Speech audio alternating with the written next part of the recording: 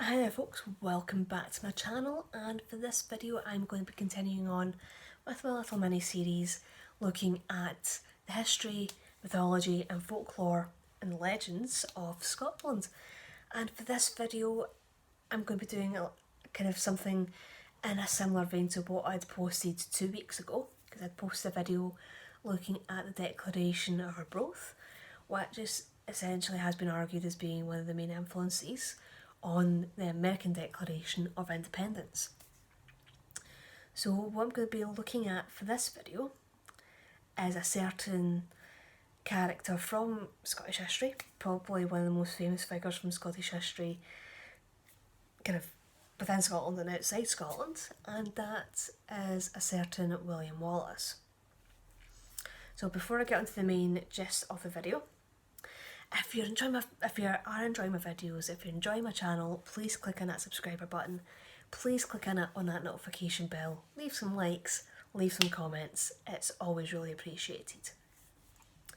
And if you have any ideas for videos that you may want me to film, or any kind of subject ideas that you may want me to look at, again, just kind of leave your ideas in the comment section below.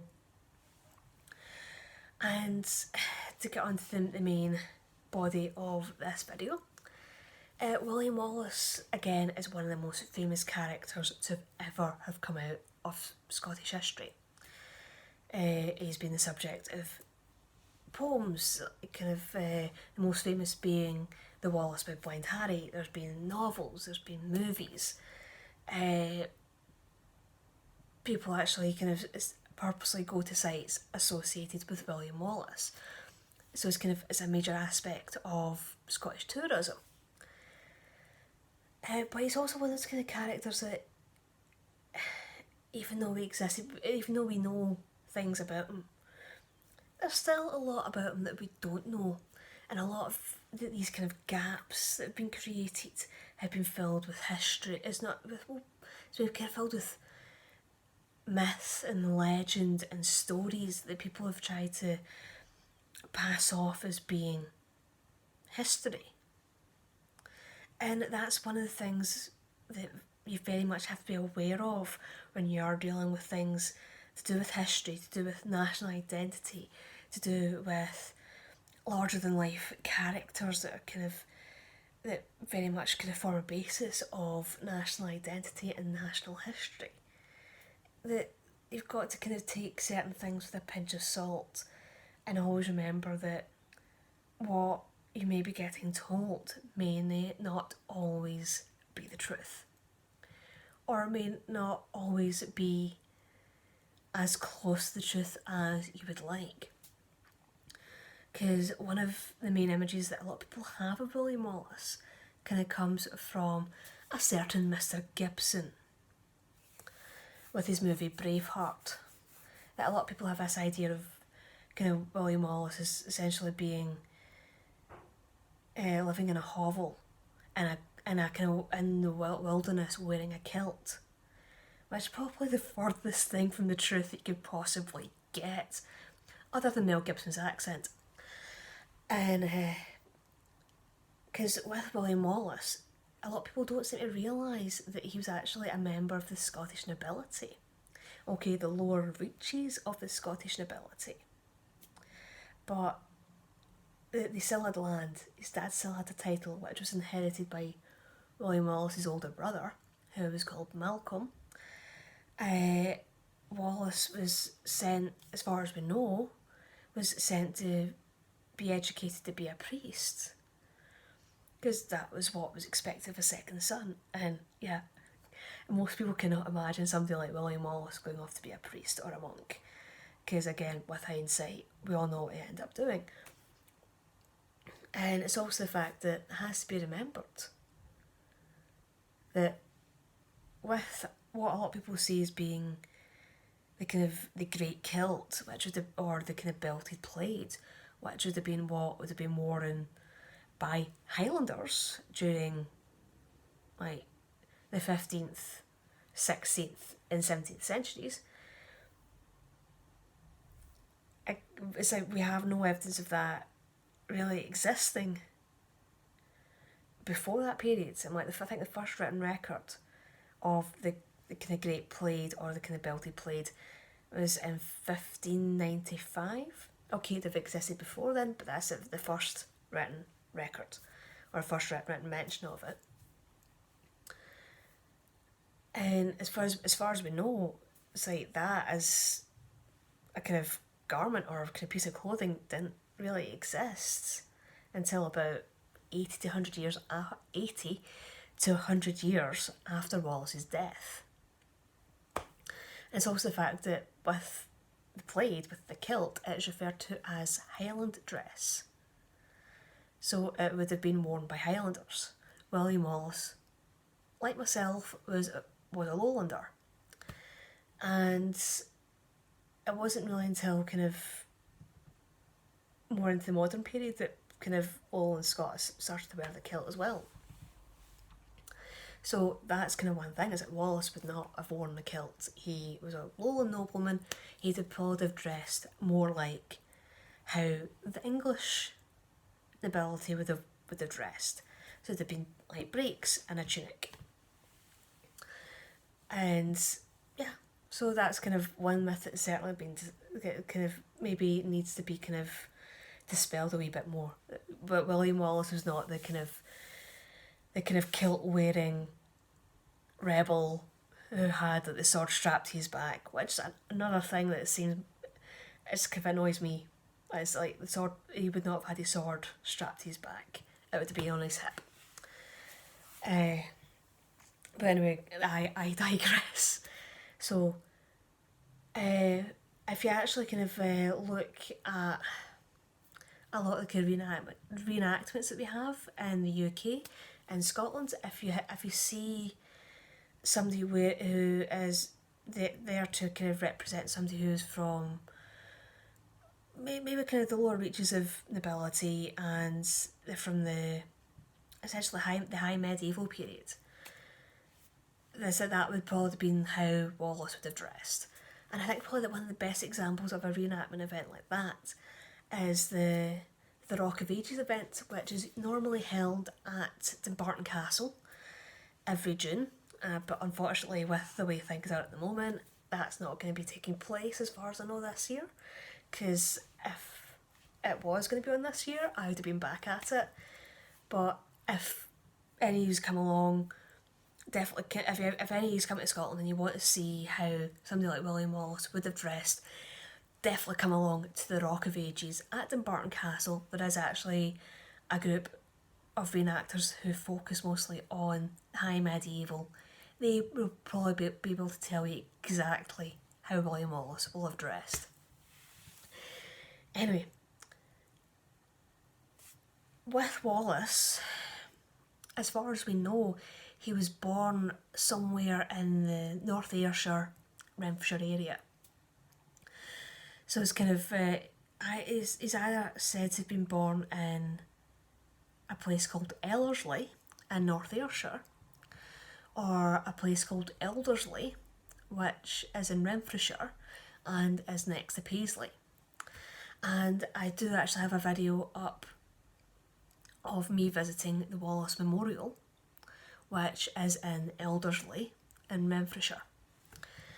And it's as I was saying in that video, it's actually on the site of what would have been a kind of fortified settlement, and that is supposed to have been where William Wallace was born, if you're going by the Renfrewshire theory. But then again, we don't even know what year Wallace was born in. It's like, as far as we know, he was born somewhere between 1270 and 1275. And that was the thing, it was like, with Wallace being from a family of a more kind of lower nobility, there wasn't really that much written about them. There were no birth records, there was nothing to say when somebody was born, where they were born, even from the lower nobility. Like, if you were maybe kind of higher up, then there'd be more of a record, but there's nothing there. We only have a rough idea. So it's so all we can really say was that he was born around about 17, around about 1270, 1275 in the North Ayrshire, Renfrewshire area. And I think kind of a lot of what people kind of maybe know or think they know about William Wallace's early life comes from Blind Harry's poem called The Wallace. And I think traditionally people had actually thought that Wallace's father was called Malcolm, but there is actually a letter that Wallace had sent to the people of Lübeck in Germany, and it has on the front it's got the kind of Royal Seal of Scotland, and on the back is on the back of the same seal it's got Wallace's seal, and it essentially says his name is that William Wallace, son of Alan Wallace. So his dad is actually named Alan. And it's also another interesting fact of on the back of Lübeck's seal, it's actually got a longbow on it. It's got an arrow that's been strung, and it's got an arrow that's been knocked, which is kind of quite an interesting little fact. Because that kind of suggests that Wallace was an archer, which I think is just kind of, again, me being an archer myself. Again, I'm kind of biased about that, but again, it's a kind of quite an interesting little fact. So that's Lübeck. It's Lubeck. If my spelling's correct. And another little interesting fact is with the name Wallace, and with it being associated with kind of West Scotland, kind of West Central Scotland, South West Scotland, it's actually been argued that the name actually comes from the Old English meaning Welshman. So it's, again, a lot of people don't realise that with the Strathclyde area, that actually used to be an old Welsh kingdom. It was an old Brittonic kingdom, which might be why the name Wallace could actually mean that. But then again, that could be a different topic for a different day. And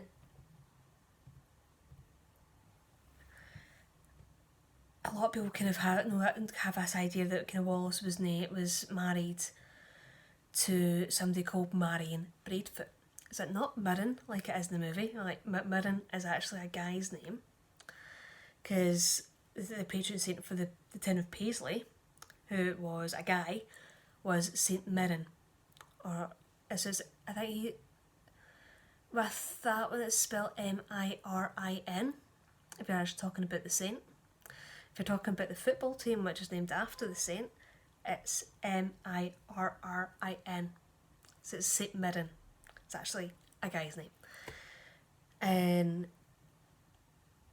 from what I have read, it was believed, and I don't know if there's actually any written evidence for this, but it is believed that William Wallace was married to someone called Marion Braidfoot, and that is usually her death is usually referred to as the reason for why Wallace attacked and assassinated the High Sheriff of Lanark. Yeah, so they did kind of feature that in the movie. But then again, it's kind of one of those kind of things. It's like there is still a lot of kind of historical debate about kind of if he was married, like kind of what was really going on, because Wallace doesn't really, or it's not really, Wallace not really seen as being kind of really coming into the historical record until he starts fighting as part of the rebellion against England trying to kind of take over Scotland. And so it's kind of a lot of that is kind of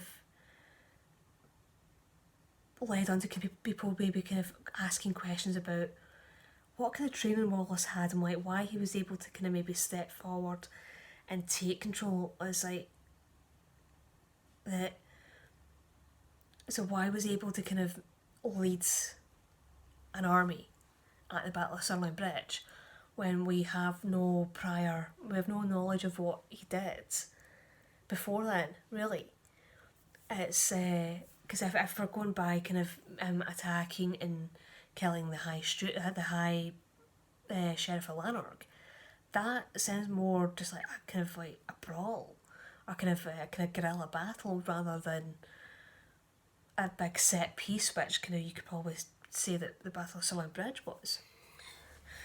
So probably the first big battle that we know of Wallace taking part in was the Battle of Stirling Bridge, which was fought on the 11th of September 1297. But he didn't fight it alone. He wasn't the only leader of the Scottish army. He'd actually joined forces with someone called Andrew Murray, or Andrew de Murray, who had essentially come down from the Inverness area. What relation he has to the tennis player? Don't know. So essentially they had joined forces and they'd taken up position round about where the Abbey Craig is. So if you're in Stirling and you see the Wallace Monument, which is the big tall kind of tower which stands on top of a kind of hill, that is the Abbey Craig. And the English were at Stirling Castle, and the English had actually came out from the castle and had to cross the river in order to kind of engage with the Scots. But it's with the way that the Curse of Stirling was, which is the kind of flat area at Stirling, kind of at the river, a lot of it was kind of marsh and bog, so it was kind of very difficult terrain. So if any of you have seen my previous video on Flanders Moss, that would have been very much like what a lot of the Curse Stirling would have been like.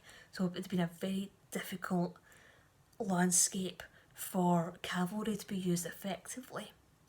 So that's kind of part of the reason why the Scots, under the command of both William Wallace and Andrew Murray, used the tactics that they used.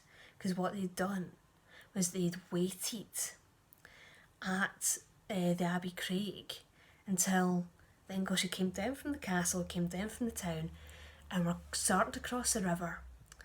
And it was when half the army had gotten across, or were still on the bridge, with the other half of the army, the English army, still being on the other side of the river, that the Scots attacked.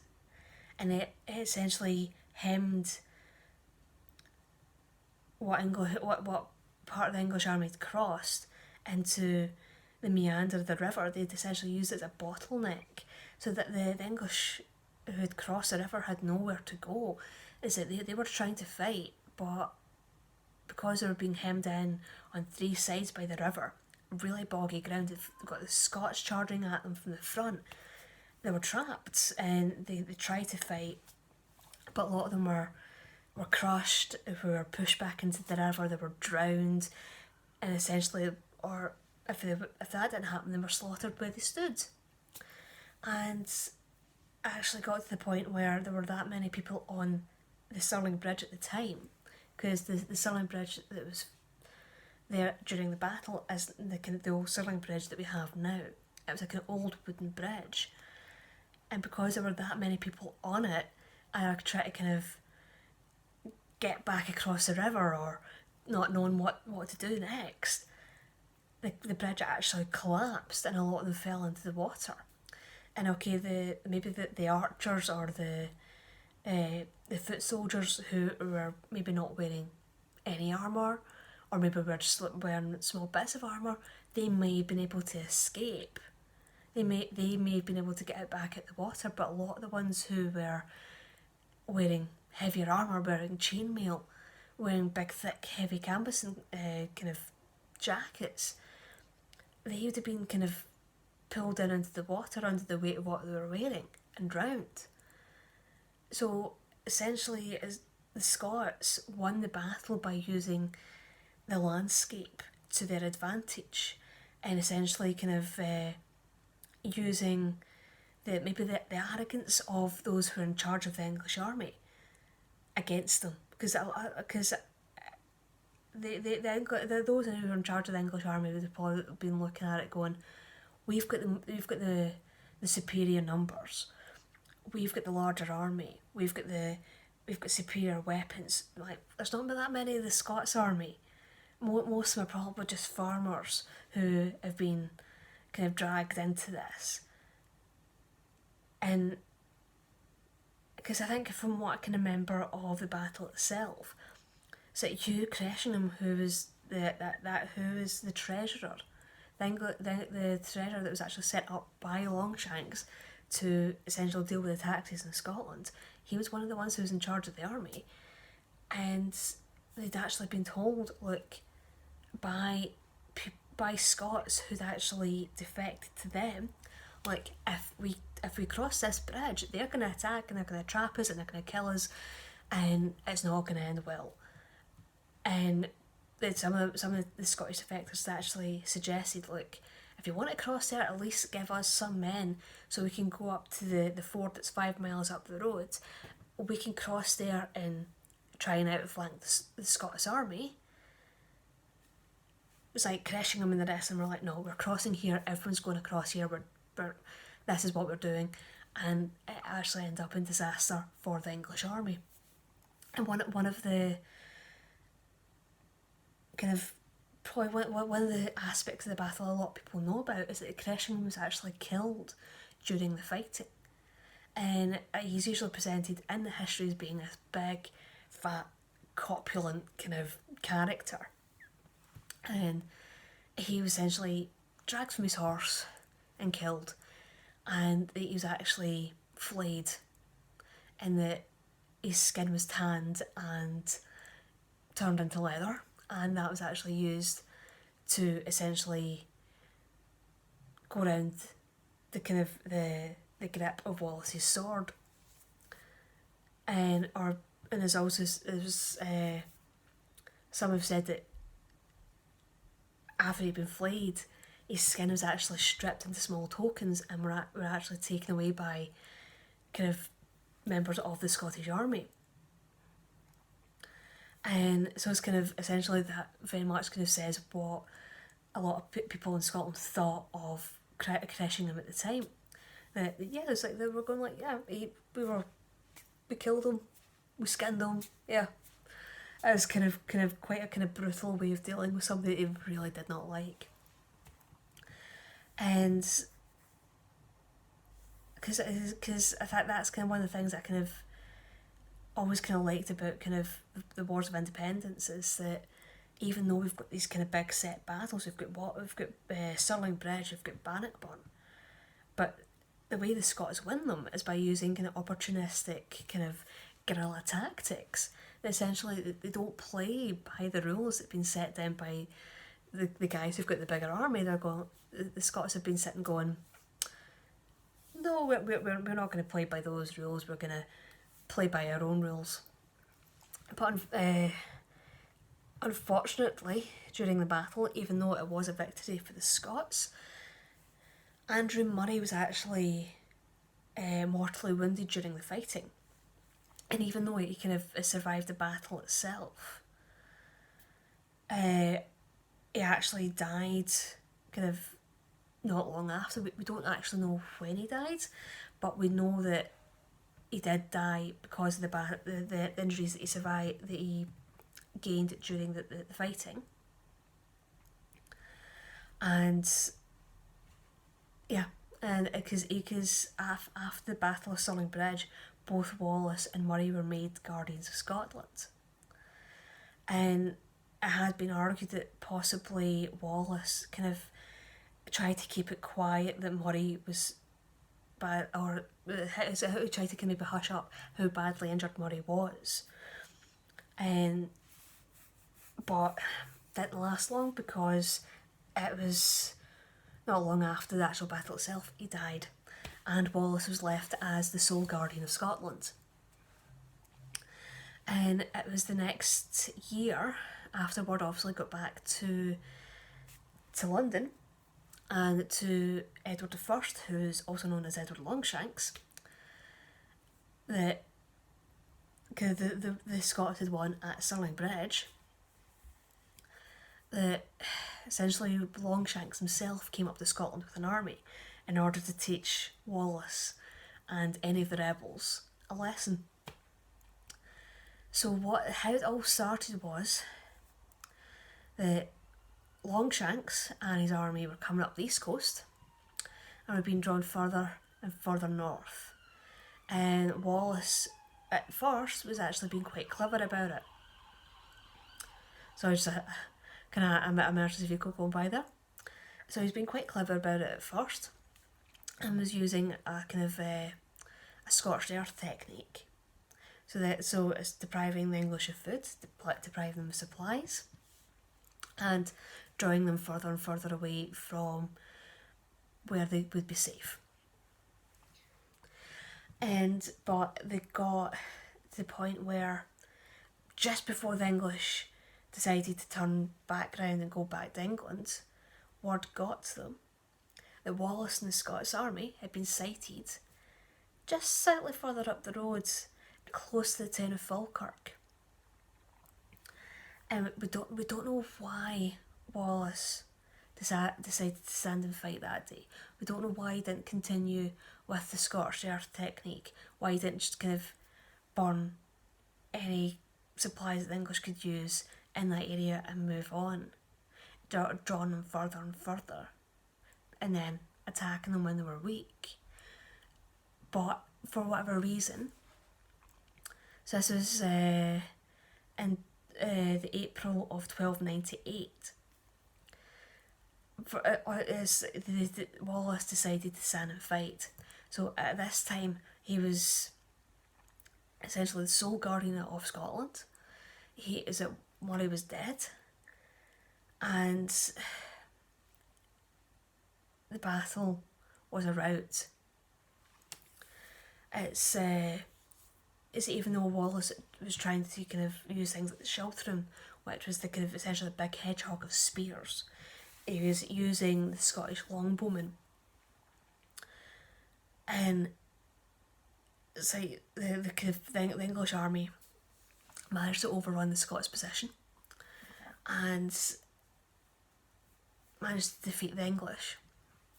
And it's one of those kind of battles where it is seen as being that the Scottish nobles betrayed Wallace, that they were the main part of the Scottish cavalry, and they just turned round and rode away. But it's that kind of thing of people forgetting that Wallace was a member of the Scottish nobility. He was one of the nobles. He also survived the battle. The Scottish nobles who were in the cavalry, who were there to kind of try and fight the battle, they probably looked at the situation and thought, we're not going to win this. They probably the same thought as Wallace of like, we are in over our heads in this battle. We're not going to win this battle. It is better to leave the field and kind of go somewhere safe and regroup and then come back and fight another day. You can't fight again if you're dead. Yeah, so it's kind of, again, a lot of them are probably thinking of it as kind of level-headed and being level-headed and pragmatic of, we need to be alive to actually continue this fight. But a lot of the Scots who were fighting that day were killed, and that actually included somebody from the Scottish nobility who is called John de Graham. And I'm pretty sure he's buried in a nearby graveyard in Falkirk, and it's one of the kind of most famous kind of graves in, I can't remember what graveyard it is, but I'm sure it is as a local graveyard, and it's kind of as big kind of stone tomb, and it's encased in a kind of like a metal grill. If I do actually ever get through to Falkirk and I find this grave, I will purposely try and do a wee segment on it. And it was actually after this battle, it was after the Battle of Falkirk, that Wallace was removed as the Guardian of Scotland. And the title of Guardian of Scotland was actually then given to Robert the Bruce, who was the future king, and to John Comyn, who was one of the other members of the Scottish nobility.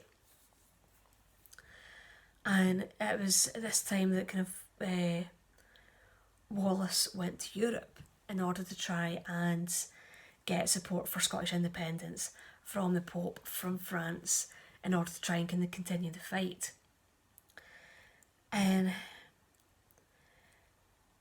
But it was kind of like, he actually ended up coming back to Scotland, and on the 5th of August in 1305 he was actually taken prisoner in the town of Rob Royston near Glasgow.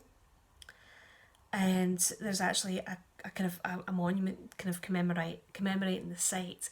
So it's a kind of Celtic cross. And when he was taken prisoner, he was actually carrying a letter of safe conduct that was written by, trying to remember the pronunciation, as King Haakon V of Norway, Prince Philip of France, and John Balliol. And if you remember, John Balliol was the King of Scots who was crowned by Edward Longshanks, and at this time he was actually over in France.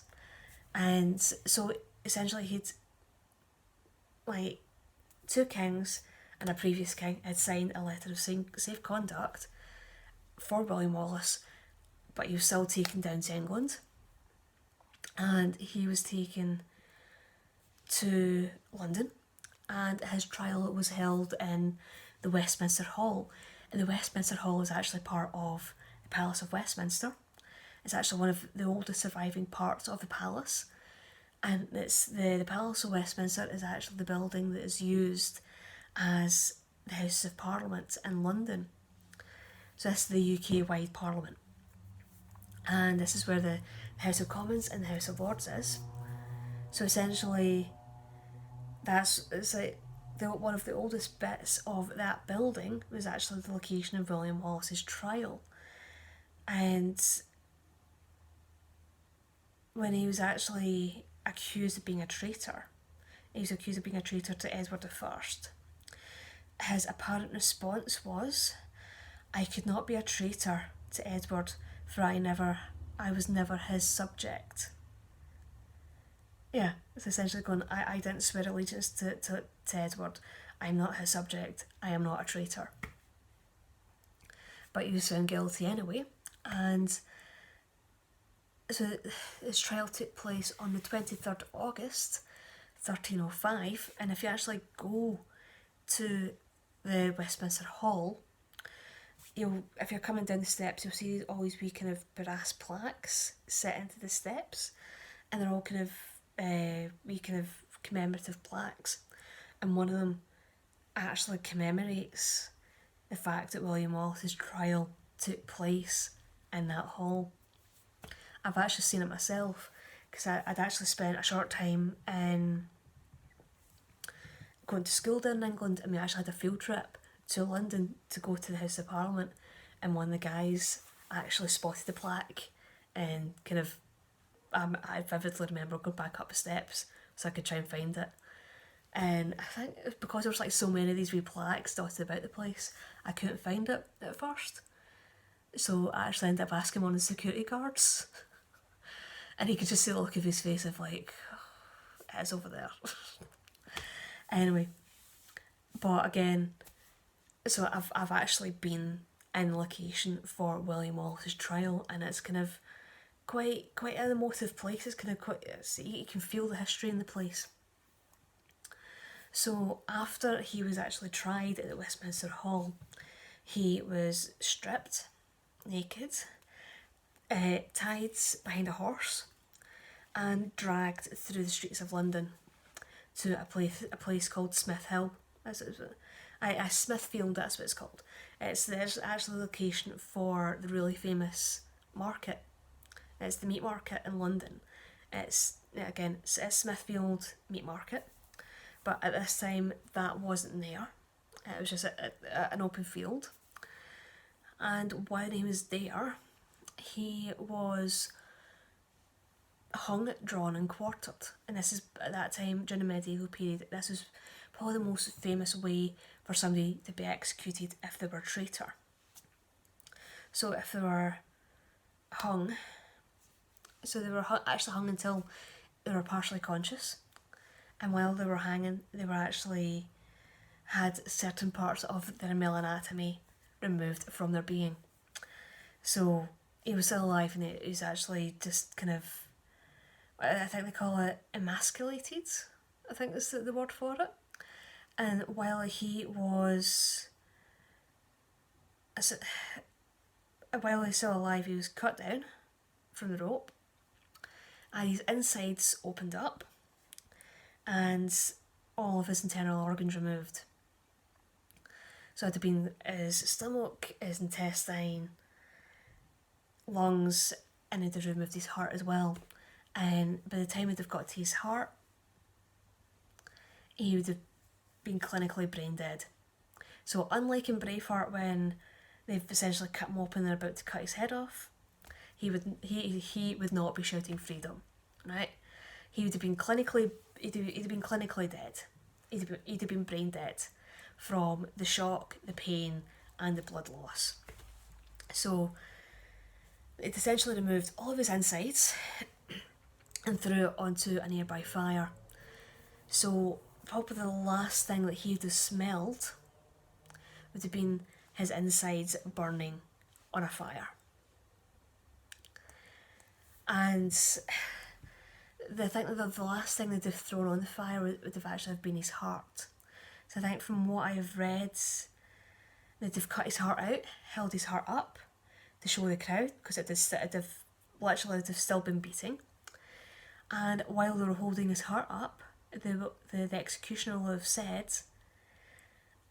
"This is the heart of a traitor," and thrown on the fire. Then he was beheaded and his body was cut into 4. So his head would have been put onto a spike at London Bridge, and the 4 sections of his body would have been sent north. I think it's like to Stirling, Perth, Berwick and Dundee, and essentially they'd have put those 4 parts of his body onto spikes, and they'd have been used as warnings in order to kind of tell people not to rebel and just to kind of behave themselves, or they'll have ended up like that. Didn't quite work. Yeah. So it's and I've actually just checked my notes. I've actually got it wrong. It was Newcastle, Berwick, Stirling and Perth. So I said Dundee, it was actually Newcastle. So it was actually kind of 2 towns in England, 2 towns in the north of England, and 2 towns in Scotland. And if you actually go to the Smith Hill or the Smithfield area of London now, and if you actually go to the St. I can't say this, the St. Bartholomew Hospital, which, if you're a Sherlock Holmes fan, that's it. That's the same hospital where John Watson and Sherlock Holmes first meet. There's actually a plaque that's set onto the wall that commemorates that William Wallace was executed near that site. And yeah, so that's kind of one thing in London I didn't get to see when I was down there. And if you are interested, the Wallace Monument was actually opened in 1869, and again, as I said earlier on, it overlooks probably his most famous victory ever. And as I was saying earlier on in the video, William Wallace is kind of seen as being one of those kind of figures that's so ingrained in Scottish history, so ingrained in Scottish culture, that there have been movies and kind of books and that written about him and kind of created. So obviously, as I was saying before, there was Braveheart, and there's also the movie The Outlaw King, which was released in 2018. And I think kind of, I've not actually seen it myself, but I will need to see it. That it does actually have it that Robert the Bruce actually witnesses part of some of William Wallace's remains being kind of displayed and rotting, and that's kind of, yeah, what part kind of really leads him on to rebelling. Walter Scott has written a novel about William Wallace. Janet Porter has written kind of romantic stories about it. And I think probably the most famous novel to be written about William Wallace was by Nigel Tranter. Yeah, sorry about that. I had to go get a light because I just realised that the light was really starting to fade, and yeah, my video's just gone on that long, so I probably will try and kind of sum up the video pretty quickly, because you'll probably all be getting sick and tired of hearing me blabber on. And yeah, so it's kind of, as I say, it's like William Wallace as a figure, as a historical figure, has just that ingrained in Scottish culture. That there's even been a couple of games where William Wallace has been featured in, because I think it was this Age of Empire 2, Medieval Warfare 2, both feature William Wallace. There's actually a couple of beers that have been named after him as well, so that's kind of probably sums up the Scottish attitude right there. And yeah, so it's kind of William Wallace again. It's just a really intriguing figure, and even though there are things known about him, even though we know it was a real person, it's like so much about his life we don't know. It's like there's like these big kind of gaps in our knowledge about him, and it's to me, being from an historical and archaeological background, that just makes Wallace even more intriguing as a person.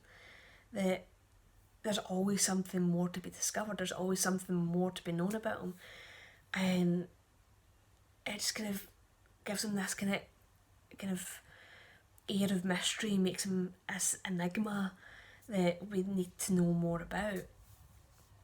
And yeah, so I think kind of, again, it's like,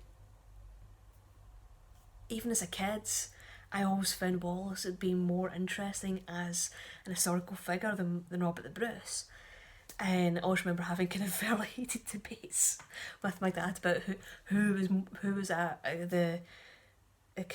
more important. Because my dad would always kind of always say that it was Robert the Bruce, and I'd always say it was William Wallace. But it's, again, if you are coming to Scotland, it's like William Wallace is definitely kind of an historical character to kind of really kind of get your teeth sunk into, and kind of to find out more about. But again, he is very much a kind of character of, he can't kind of take everything that people tell you about him as being kind of gospel or fact or kind of set in stone, because there's so much about him that isn't set in stone. So I'm going to shut up just now, and I'm going to stop my rambling, because I could probably just ramble on for the rest of the night. And hopefully you'll enjoy this video. Hopefully I do hope that you'll maybe kind of learn something, and I'll see you all in the next video. Bye bye.